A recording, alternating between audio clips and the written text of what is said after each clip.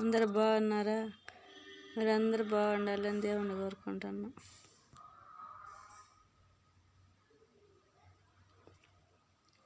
ఒక ఊర్లో అన్నదమ్ములు ఇద్దరు ఉంటారు. వాళ్ళకి ఆస్తి ఏమి ఉండదు. వాళ్ళ అమ్మ నాన్న ఒక ఆవుని ఇస్తారు. ఆ ఆవుని ఇద్దరు మేపుకోమని చేస్తారు. అన్న ఏం చేస్తారంటే, నేను వెనక పక్క మేపుతా, నువ్వు ముందు పక్క మేపు తమ్ముడు అంటాడు. సరేనని తమ్ముడు ఏం చేస్తాడంటే, ముందు పక్క నాది వెనక పక్క నీది అన్నాను. ముందు పక్క చూస్తా ఉంది పాప నా ఆవు అని గిడ్డి తెచ్చి పెడతాడు.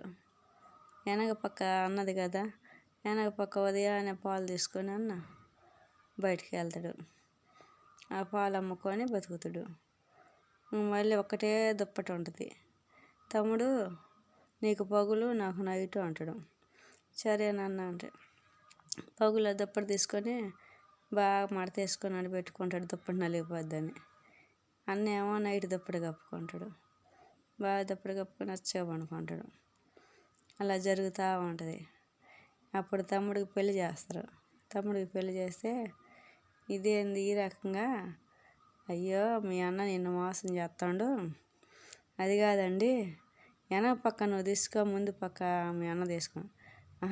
కాదు పెద్దోడు వెనక ఉండాలని చెప్పాడు మా అన్న, నేను చిన్నవాడిని ముందు ఉండాలంటే, లేదండి కొన్ని రోజులు నువ్వు వెనక తీసుకో, మీ అన్న ముందు తీసుకోండి అనేళ్ళకి ముందు పక్క అన్నకి ఇచ్చి వెనక పక్క తమ్ముడికి ఇచ్చాను. అప్పుడు ఉదయాన్నే లేచి పాలు పిండుకుంటే పాలు వచ్చేళ్ళకి 5 వేసపోయి అమ్ముకుంటే డబ్బులు వచ్చినాయి. అన్నకి ఏముంది గిడ్డి తీసుకొచ్చి పెట్టాల్సి వచ్చా. అట్టగా తమ్ముడు, నేను ఇన్ని రోజులు మోసం చేసినందుకు నాకు ఇప్పుడు బాగా అర్థమైంది. ఇద్దరం కలిసి మేపుకొని ఇద్దరం పాలు పిండుకొని ఇద్దరము ఖర్చు పెట్టుకుందాము డబ్బులు. సరే తమ్ముడు నన్ను క్షమించాను.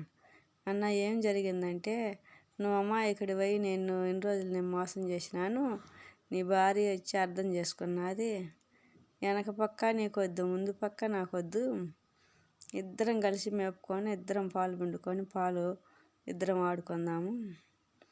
సరే అన్నయ్య అని అంటాడు. తమ్ముడు కొంచెం అమాయకుడు, అన్న తెలియగలడు. సరేలేని ఇంక ఇద్దరు వద్దికి పడి ఆవును మేపుకుంటారు. సరేలేని ఇంక అప్పటి నుంచి కథ కంచికి మనం ఇంటికి.